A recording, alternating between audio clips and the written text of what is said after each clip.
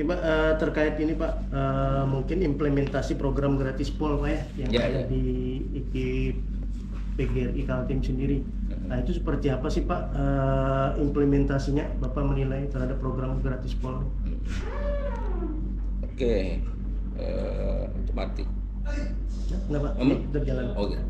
Yang pertama kita perlu apresiasi gitu ya untuk pemerintah Provinsi Kalimantan Timur yang sudah berupaya untuk menggelontorkan beasiswa itu, apapun namanya gitu ya, karena di sini disebut dengan gratis pol ya gratis pol.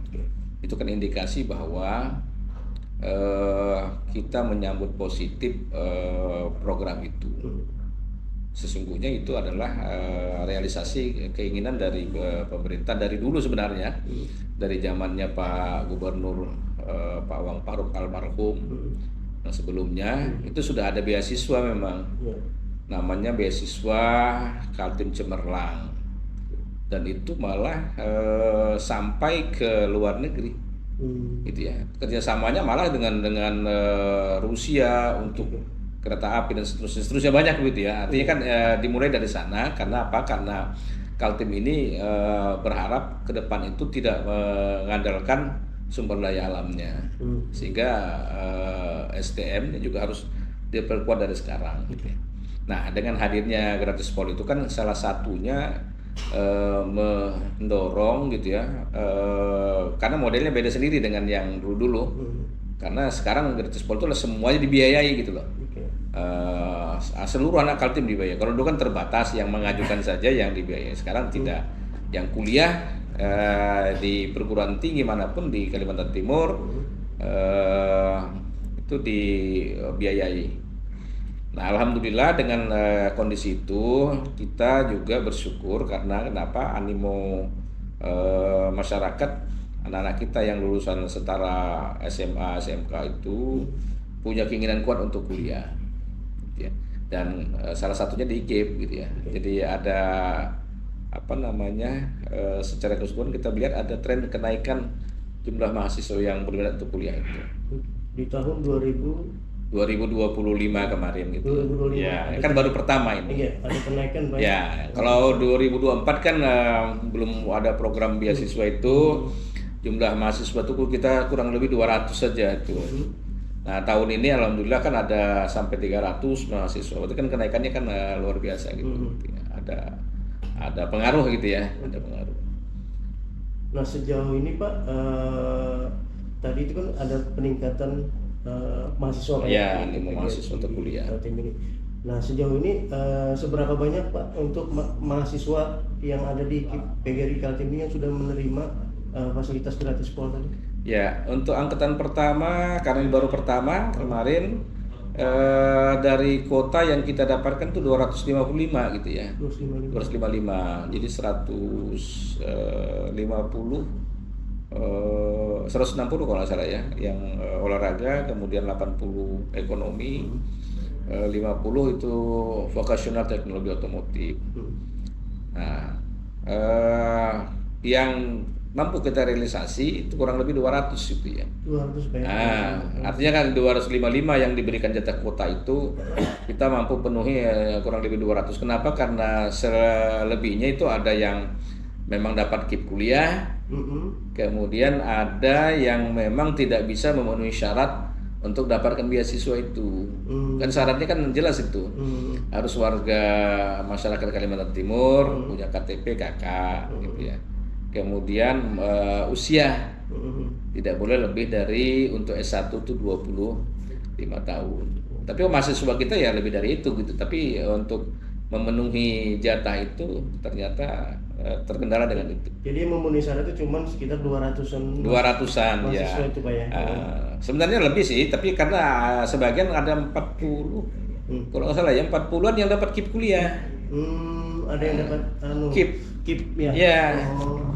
Nah, itu kan mereka juga memilih justru kalau diminta dengan mahasiswa, mereka lebih memilih KIP kuliah daripada gratis pol. Karena KIP kuliah itu kan lebih besar. Ada biaya hidup. Ada biaya ini apalagi itu rumah, sewa rumah untuk pengadaan buku dapatnya lebih besar. Oke. Itu ada syarat umur juga Pak? Syarat gitu gitu. Ada syarat umur Iya, juga ya? Oh. memang pertama memang tidak mampu, kemudian prestasi. Oh, Gitu ya. prestasi lah. Iya, Kalau prestasi gratis pol kan gitu. nah, yang penting warga. Ya kalau gratis pol kan tidak Yang penting warga. asal mau kuliah masuk dapat gitu. Iya. Tidak di syaratnya hanya tadi warga Kalimantan Timur yang sudah berdomisili 3 tahun ya, Pak juga 3 tahun sampai 4 tahun, 5 tahun, kemudian usianya itu aja kalau yang gratis pol itu. Oke. Nah sejauh ini kan Pak sudah jalan nih Pak satu Ya, angkatan. satu ini. angkatan. Nah, kan sudah tahu nih Pak tantangannya apa sih Pak sebetulnya di gratis pol kan karena ada yang di lapangan itu kan ada yang sudah merasa sudah di approve gitu ya Pak ya, tiba-tiba nggak di approve. Ya, Apakah terjadi juga di IKIP gitu? Ya, di IKIP sih sebenarnya masalahnya kan sederhana aja gitu ya. Pengisian datanya itu yang kadang-kadang mahasiswa kita juga kadang-kadang bisa terledor, lalai, salah gitu. Karena mengisi nik itu kan panjang. Nah satu aja salah itu sudah bermasalah. Nah bisa kadang-kadang nomor pokok mahasiswanya bisa salah. Gitu. Jadi memang kalau kita lihat secara keseluruhan yang kita lihat itu kendalanya hanya verifikasi data itu yang sedikit agak terlambat gitu ya. Jadi sudah bagus kerjanya di tim itu, verifikasinya karena terlalu lama memakan waktu sehingga realisasi pembayaran ke perguruan tinggi juga jadi terhambat gitu. Nah sementara kan perguruan tinggi swasta ini kan butuh dana itu juga cepat gitu kan. Ya, nah mungkin akan datang itu mungkin ya dibuat semacam bagaimana di awal-awal itu perguruan tinggi yang sudah punya data mahasiswa yang sudah memang dinyatakan sudah lulus misalnya satu angkatan pertama itu bisa sudah di drop ke pemerintah provinsi untuk diverifikasi datanya gitu. Jangan menunggu semua kumpul dulu baru ini yang ada bisa sehingga itu kan bisa diputar. Iya, tidak numpuk-numpuk. Ini kan numpuk semua. Bayangkan seluruh perguruan tinggi Kalimantan Timur bersamaan waktunya numpuk di situ mereka verifikasi kan jadi berapa sih tenaga yang ada juga bagi mereka gitu kan. Misal kalau mau seperti itu. Yang kedua percayakan ke kampus deh begitu ya menyeleksinya. Kalau kampus itu sudah yakin bahwa ini memang layak dan sudah berhak untuk dapat, kita tanda tangan buat pernyataan bahwa ini. Nah kan syarat tinggal bersihnya aja. Kan aman itu, lebih cepat. Asal kami kirim kan besoknya sudah bisa dibayar, transfer duitnya. Oke. Nah, terus di tahun 2026 sendiri ini Pak, untuk mekanisme penerimaan mahasiswa baru di IKIP PGRI seperti apa Pak? Katanya gratis pol betulan pol katanya. Iya. Saya ada dengar begitu. Iya. Itu gimana tuh Pak? Ya ini yang coba kalau kemarin kan masih gratis pol berbayar gitu ya. Artinya kan ada beberapa item-item yang tidak dimasukkan di dalam pembayaran gratis pol. Nah tahun ini kami coba ajukan dengan pemerintah provinsi, mudah-mudahan disetujui. Kami ingin IKIP ini jadi model lah gitu ya, percontohan perguruan tinggi itu bahwa kita betul-betul pol.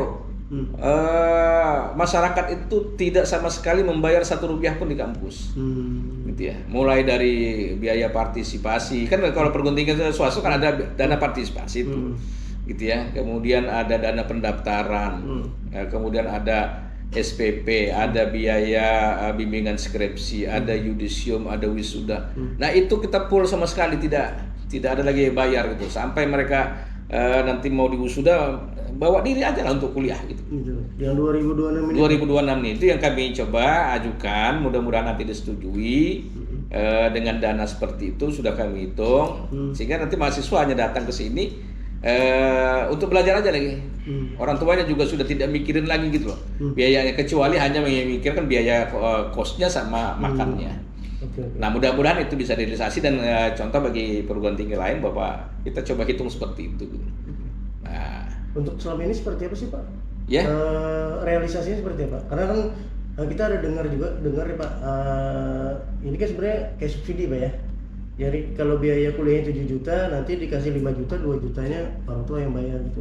Nah di IKIP PGRI itu seperti apa sih Pak mekanisme? Kan Saya tadi ada baca SPP-nya ada 2.500.000 Pak ya, yang satu semester ada yang 3 juta.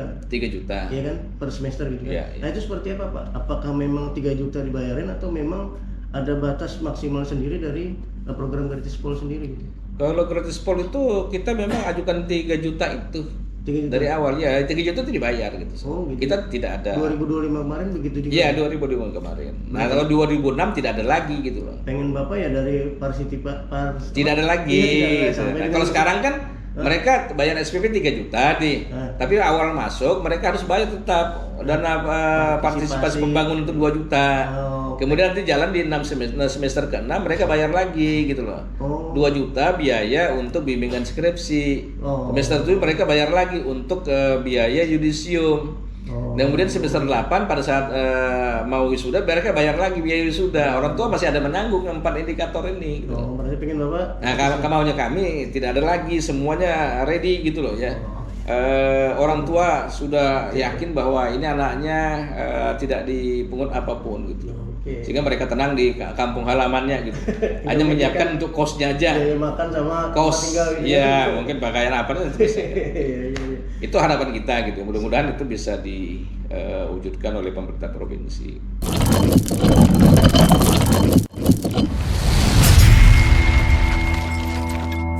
Apa gerang?